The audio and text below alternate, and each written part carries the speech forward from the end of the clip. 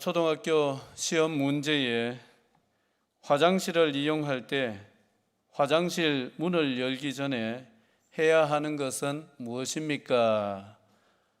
라는 문제를 내었더니만은 한 아이가 자꾸를 내린다 라고 썼습니다. 답은 아시다시피 똑똑똑 노크를 한다 였겠지요. 아이다운 발상이었습니다. 먹이고 또 받고 우리도 한번 해봤으면 좋겠는데, 제가 앞에 먹일 테니까 여러분들이 뒤에 답으로 받아보시기 바랍니다. 화장실 문을 열기 전에 노크를 한다 하시면 됩니다. 자, 다시 한번 하겠습니다. 화장실 문을 열기 전에 아파트 10층에서 뛰어내리면, 그렇죠. 40일 금식기도 하고 아파트 10층에서 뛰어내리면 그래도 마찬가지로 죽습니다. 40일 금식기도 하고 뛰어내려도 아파트 10층에서 뛰어내리면은 죽습니다. 절대 하지 마시기 바랍니다. 성경에 기적 이야기 또 많다고 해서 기도하면은 하나님이 언제든지 이러한 기적을 일으켜 주신다 라고 생각을 하시면은 성경을 제대로 이해를 못 하신 것입니다. 하나님은 구원의 역사를 이루시고 어떤 민족적인 구속사의 드라마를 이루어 가시기 위해서는 어떨 때는 바다를 가르기도 하시고 어떨 때는 또 다른 기적을 일으키기도 하시고 이렇게 하셨지만은 그것은 일반적인 하나님의 일하시는 방법이 아닙니다. 이런 것을 하나님이 만드신 자연 질서라든지 이치라든지 이것을 역행해 가면서 일하신다, 그것을 뛰어넘어가면서 일하신다 해서 이것을 기적이라 부르는데 사실상 비상섭리입니다. 비상시에 하시는 섭리지 일반적으로 일하시는 것은 아니에요. 하나님은 일반적으로는 어떻게 일하시느냐? 하나님 당신이 만들어 놓으신 자연 질서, 그리고 우리 인간 세상의 이치, 이런 것들을 어기지 않은 범위 내에서 일을 하십니다. 그래서 그런 것을 가지고 우리 믿음의 선배들은 일반섭리다, 하나님의 일반적으로 일하시는 방법이다 해서 일반섭리라는 이름을 붙여놨습니다. 그래서 하나님은 일반적으로는 일반섭리에 의해서 일하시기 때문에 아무리 40일 작정기도 금식기도 하고 난 뒤에 아파트 10층에서 뛰어내려도 어떻게 된다? 하나님은 일반적인 자연 법칙에 맡겨 놓으십니다. 일반적인 자연 법칙은 10층에서 뛰어내리면은 중력의 법칙에 의해서 중력 가속도가 붙어가지고 그냥 땅에 박는 순간 천국 가는 거예요. 믿지 않는 사람이나 믿는 사람이나 여기에는 예외가 없습니다. 잠언이 우리에게 가르치는 지혜는 어떤 지혜냐? 잠언이 우리에게 가르치는 지혜는 무슨 대박나는 지혜나 초자연적인 기적을 불러일으키는 지혜가 아닙니다. 이치에 맞게 사는 지혜입니다. 하나님의 법도에 맞게 사는 지혜를 우리에게 가르칩니다. 잠언에서는 개미에게 가서 배우라. 무엇을 배우라는 겁니까? 부지런함을 배우라는 거죠. 그 잠언은 우리에게 네가 게으르게 살아도 하나님만 잘 섬기면은 로또가 당첨된다, 이렇게 우리에게 가르치지 않습니다. 어떤 요행을 하나님의 은혜인 것처럼 가르치질 아니하고 네가 개미처럼 부지런하게 살아라. 그러면은 그 열매를 네가 받아 누리게 될 것이다. 이러한 지혜를 우리에게 말씀하고 가르친단 말이죠. 그래서 잠언을 제대로 배우게 되면은 어떤 신앙을 가지게 되느냐? 그 사람의 생각이 일단 올바라집니다. 건전해집니다. 그리고 바르게 됩니다. 그리고 정직하게 됩니다. 그리고 성실하게 됩니다. 그리고 하나님의 이치에 맞게 살아가는 사람이 됩니다. 그런 신앙이 생기는 거예요. 오늘 말씀도 그런 측면에서 이해를 해야 될 말씀입니다. 우리가 살아가면서 어려운 것 중에 하나가 뭐냐 하면은 거절을 하는 게 어려워요. 뭐 하는 게 어렵다고요? 거절하는 게 어려워요. 물론 뭐든지 거절하면 안 되겠지만은 내 인생을 힘들게 만들 수 있는 일이라면은 거절을 할 수 있어야 되는데 사실 그게 잘 안 될 때가 있습니다. 잠언은 이 거절이라는 주제에 대해서 보증을 예를 들어 가지고 거절의 필요성을 우리에게 가르치고 있습니다. 자, 1절, 2절 같이 읽겠습니다. 시작. 내 아들아, 내가 만일 이웃을 위하여 담보하며 타인을 위하여 보증하였으면 내 입의 말로 내가 얽혔으며 내 입의 말로 인하여 잡히게 되었느니라. 무슨 말씀입니까? 이웃에게 담보를 제공한다든지 보증을 하였다면 내가 올무에 걸렸다는 겁니다. 내가 그 약속을 하는 순간에 나는 내 인생을 걸고 올무에 걸려버렸다. 이런 얘기를 하는 것입니다. 그걸 깨달으라는 거예요. 그리고 그 뒤에 이어지는 말씀은 3절부터 5절까지 말씀은 그걸 깨달았으면 죽기 살기로 거기에서 벗어나고자 몸부림을 쳐라, 이런 말씀을 하는 거예요. 지금은 뭐 법령이 좀 많이 바뀌었습니다만은 제가 어린 시절, 학창 시절 심심찮게 들었던 이야기, 그리고 텔레비전의 드라마 주제 중에 단골 메뉴가 뭐였느냐 하면은 보증 잘못 써가지고 문제 생기는 이러한 일들이었습니다. 혜은이 씨 참 인기 있고 많은 사랑을 받았던 가수였죠. 히트곡이 뭐가 있죠? 히트곡이 뭐가 있죠? 전혀 모르시는 것처럼 시침이 떼고 앉아 계시는데, 제3 한강교도 있었고 뭐 감수강도 있었고, 제가 어렸을 적에 막 텔레비전 틀면은 항상 나오던 노래들이었죠.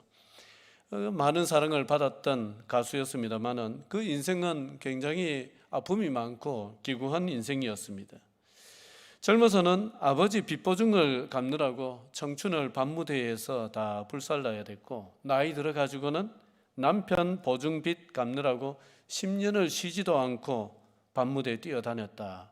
그런 이제 얘기를, 눈물 나는 얘기를 텔레비전에 나와서 하더라고요. 여러분, 거절을 할 수 있어야 됩니다. 두 군데 말씀을 더 보겠습니다. 잠언 11장 15절과 22장 26절 27절입니다. 자, 앞에 준비를 해놨습니다. 같이 읽을까요? 시작. 타인을 위하여 보증이 되는 자는 손해를 당하여도 보증이 되기를 싫어하는 자는 평안하니라. 너는 사람과 더불어 손을 잡지 말며 남의 빚에 보증을 서지 말라.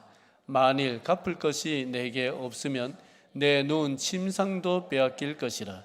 내가 어찌 그리하겠느냐. 두 가지 다 말씀은 동일합니다. 보증을 서라는 거예요, 서지 말라는 거예요? 안 서려면 어떻게 해야 됩니까? 부탁이 들어올 때 거절을 해야 되는 거죠. 그 거절을 해내라는 것입니다. 못 해내면은 나중에는 네 누운 침상까지도 빼앗길 날이 찾아올 거니까 몸 누일 방 한 칸 없는 형편이 될 수도 있으니까, 잠을 못 자는 형편이 될 수도 있을 거니까 네가 어찌 그러한 처지를 자처하겠느냐, 이런 말씀이죠.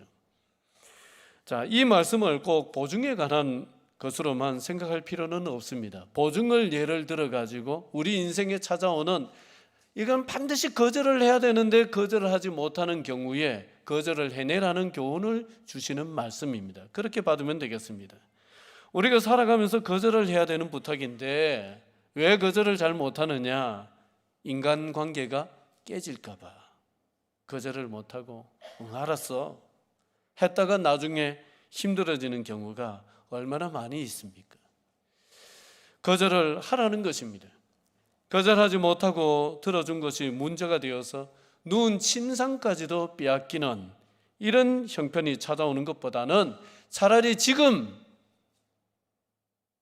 좀 거절을 해서 관계가 좀 불편해지고 한다 하더라도 그것이 차라리 더 낫다는 거예요. 그 편을 선택하라는 것입니다. 거절 잘 못하는, 유독 거절을 잘 못하는 사람이 또 있기도 합니다. 그러면 인생이 내가 내 인생 짊어지고 가기도 버거운데 누구 것까지 짊어지게 됩니까? 남의 인생까지, 남의 짐까지 짊어져야 되는 거예요.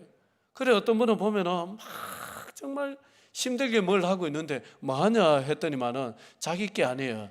남의 일 대신 해준다고, 남의 거 대신 해준다고 그렇게 힘들게 더 고생스럽게 하는 경우도 있습니다. 물론 주변 사람들에게 사람 좋다는 얘기는 들을 수가 있습니다만은 누구는 괴롭습니까? 자기는 괴롭습니다.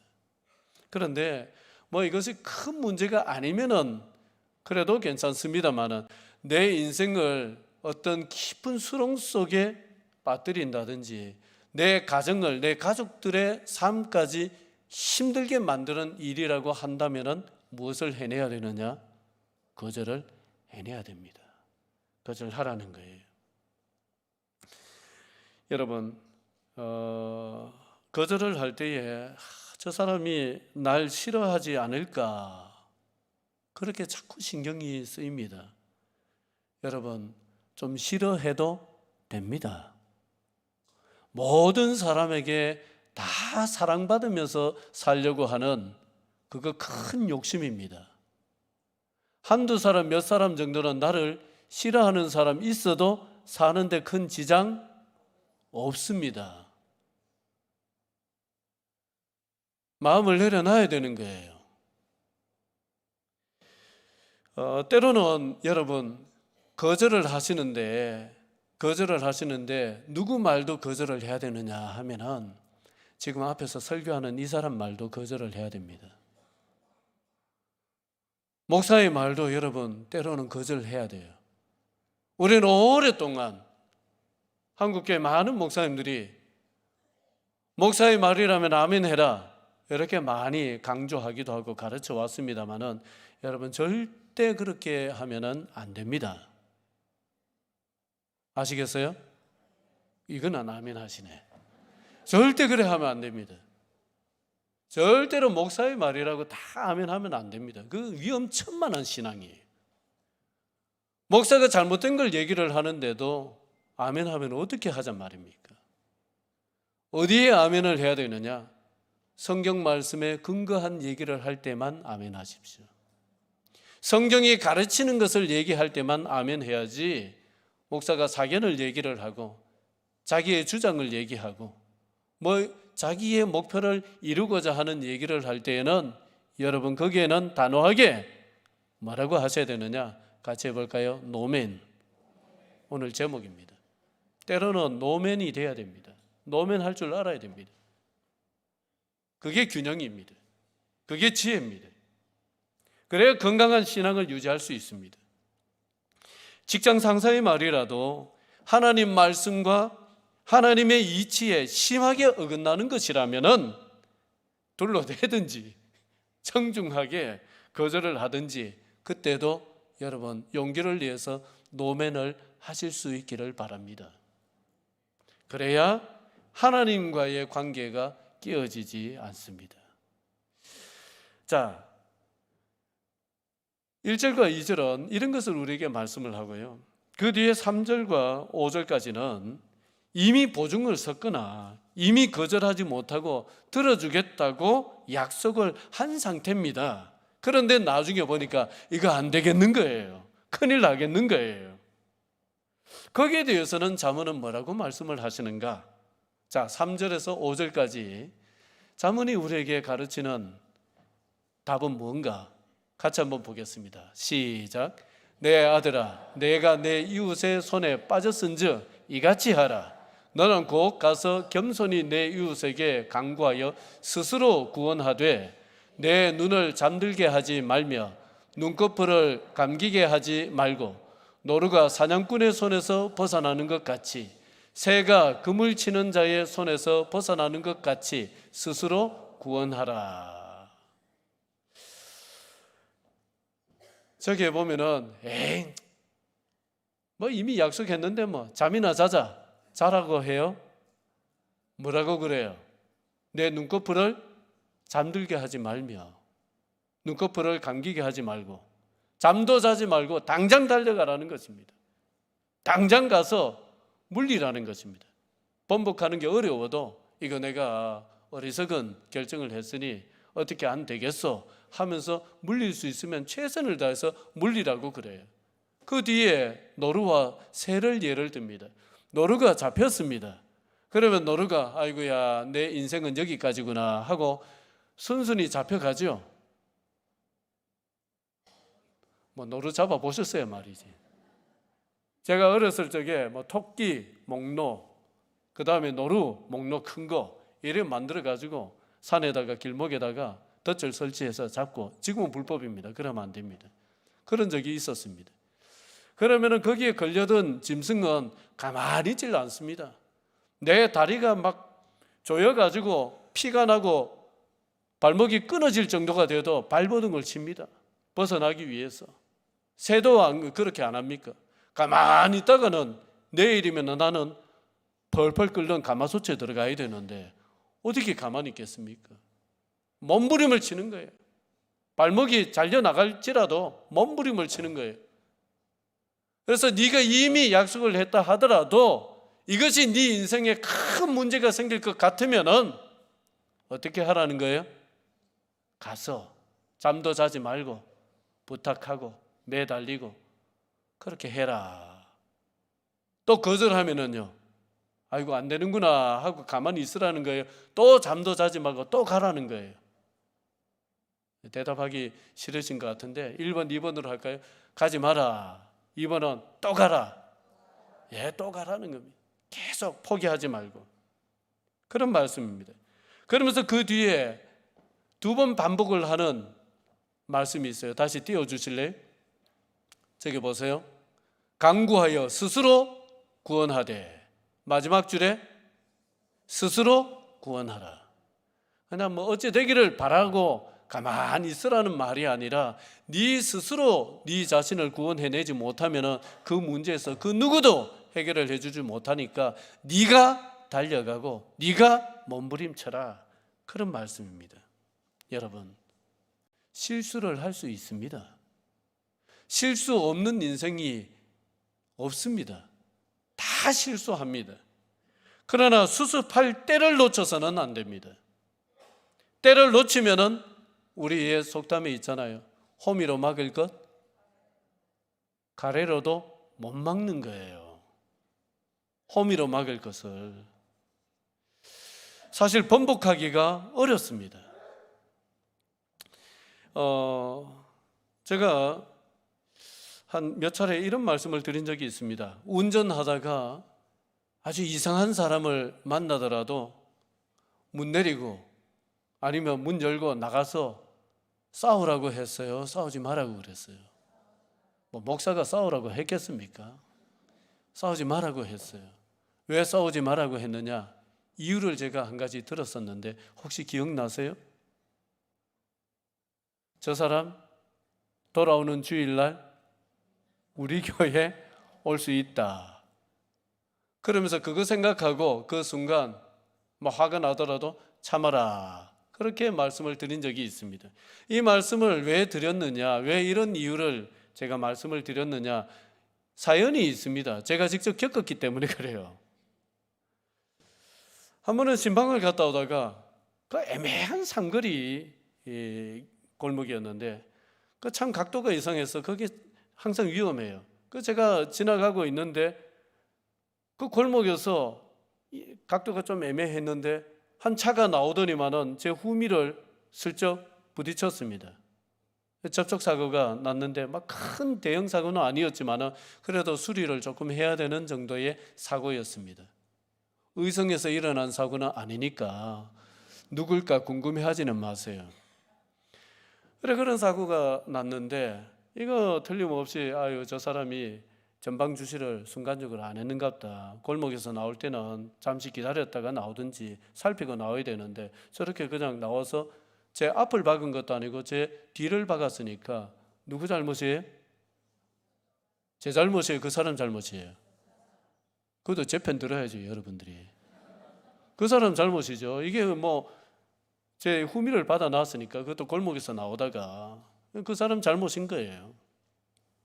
그런데 차에서 내리더니만은 아주머니였는데 막 저한테 화를 내면서 보고 다니라고 막 자기가 안 봤으면서 뭐 그러는 거예요. 거기서 싸울 필요 없어요, 사실. 어디 연락하면 돼요. 보험회사 연락하면 되는 거예요. 근데 제가 그 순간에 뭐 그때 좀 기분이 별로 안 좋았는지 그 순간에 참지를 못하고 저도 욱 하고 올라와 가지고는 몇 마디 했어요. 그렇다고 10원짜리는 안 했어요.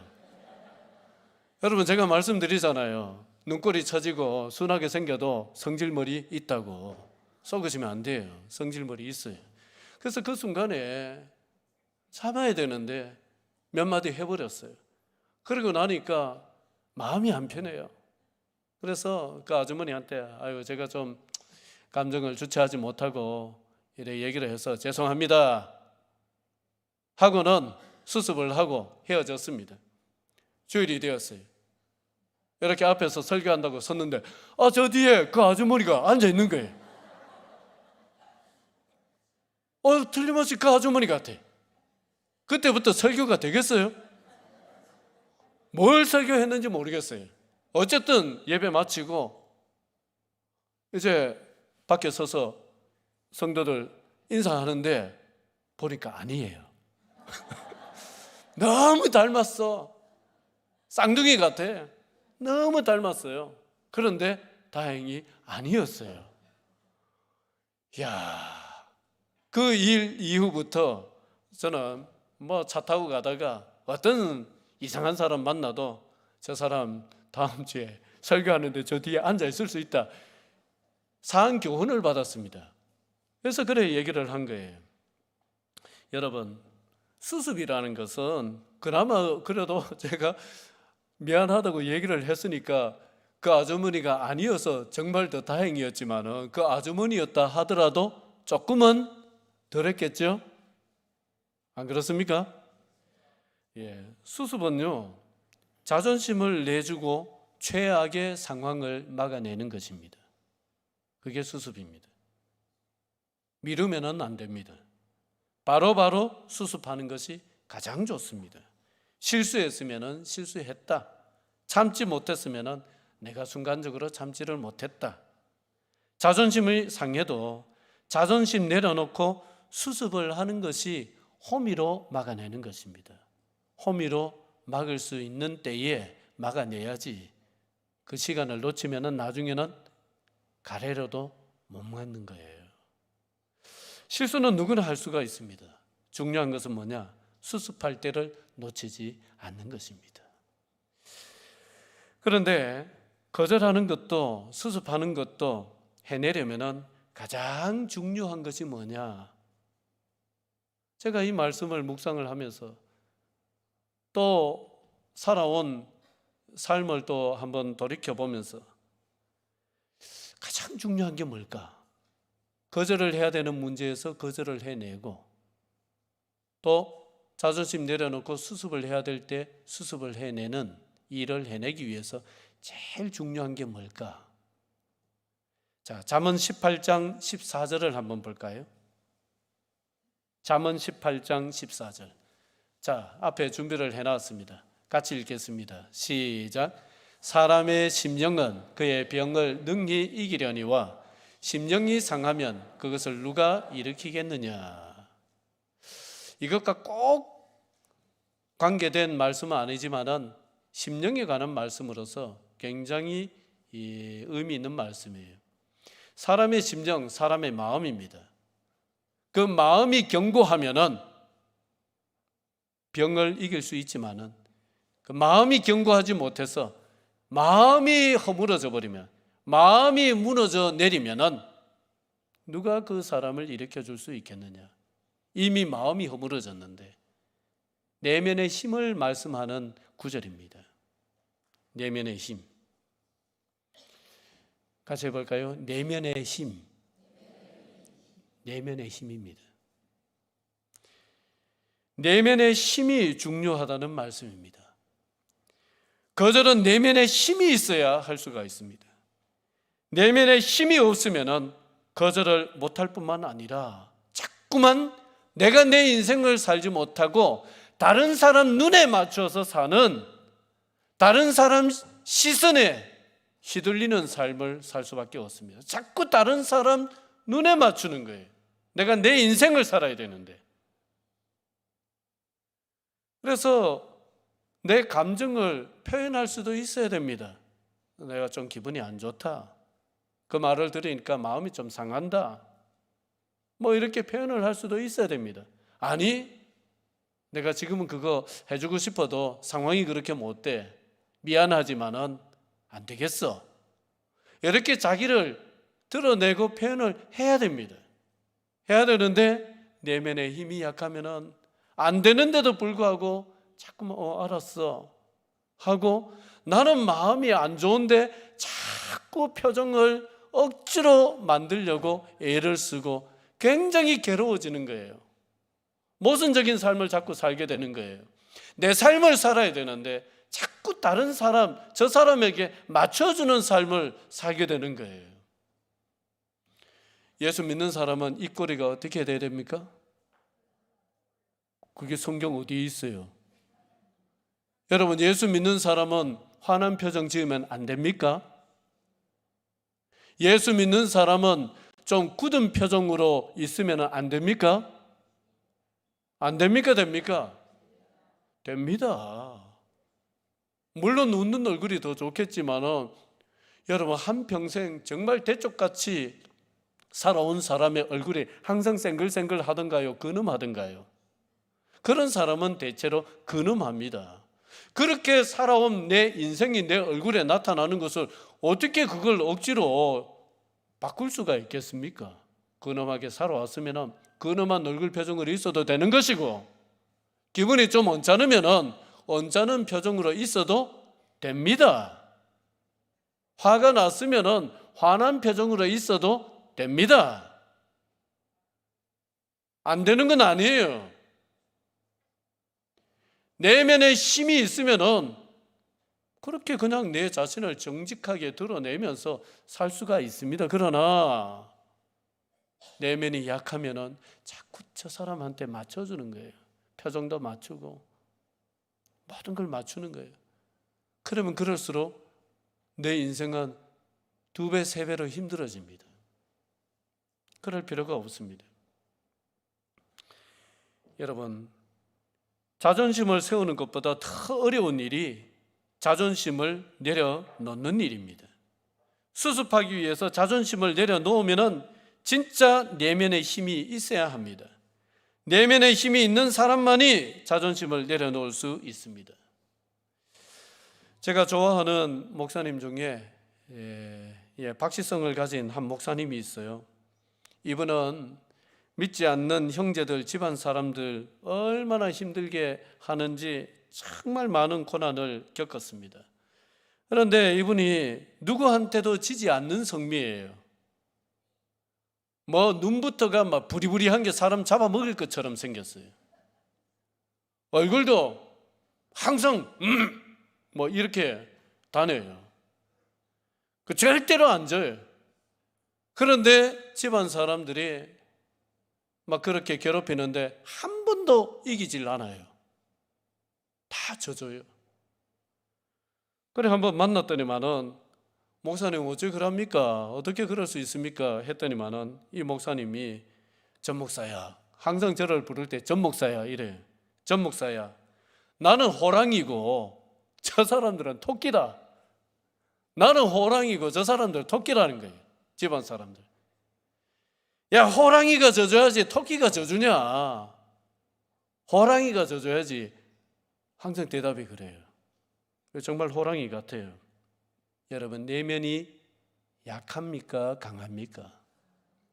강하기 때문에 할 수 있는 일이에요. 내면의 힘이라는 것이 보이지 않는 것이지만은 힘 중에 가장 중요한 힘이 있다면은 바로 내면의 힘입니다. 그런데 기르는 방법이 딱히 있질 않아요. 내면의 힘이라는 것이. 오로지 한 가지 유일한 방법이 있다면은 이 내면의 힘은 우리의 영혼을 지으신, 우리의 심령을 지으신, 우리의 환경을 주장하실 수 있는 유일하신 참된 하나님, 그 하나님을 자주 만나는 거예요. 자주 만나는 거. 그 하나님 앞에 무슨 일이 있어도 100일 힘을 가지고 엉덩이 붙이고 앉아 있는 겁니다. 놀랍게도 그렇게 하면은 희한하게 내면의 힘이 길러집니다. 다윗이 압살롬에게 쫓겨나서 그 압살롬이 보낸 추격조에 의해서 언제 간밤에 목이 달아날지 모르는 그런 상황 속에서도 시편에 보면은 1000만인이 나를 둘러 진칠지라도 나는 두려워하겠다는 겁니까? 두려워하지 않겠다는 겁니까? 두려워하지 아니한다. 나는 태어날 수 있다. 나는 눕고 자고 일어날 수 있다. 잠을 잘 수 있다. 이런 고백을 합니다. 여러분, 이 내면의 견고함이라는 것은 하나님과 함께한 시간에 비례해서 견고해집니다. 하나님을 만난 시간에 비례해서 견고해집니다. 그 길밖에 없습니다. 내면의 힘을 하나님 앞에 앉아 있으면서 길러내시기를 바랍니다. 말씀을 맺겠습니다. 아멘 하는 사람이 좋습니다만은 때로는 노멘할 줄도 알아야 됩니다. 내 인생을 지옥으로 만들 수 있는 무리한 부탁이라고 한다면 과감히 노하십시오. 하나님과 나 사이를 멀어지게 할 일들에 관하여서는 과감하게 노라고 하십시오. 이미 실수를 했다면 수습을 미루지 마십시오. 자존심이 문제가 아닙니다. 인생이 달렸을 수도 있습니다. 하나님을 가까이 하시면서 내면의 힘을 길러서 여러분 노라고 할 때는 노라고 하시는, 그래서 여러분들의 인생을 지키는 지혜로운 성도들 되시기를 주의 이름으로 축원합니다. 기도하겠습니다.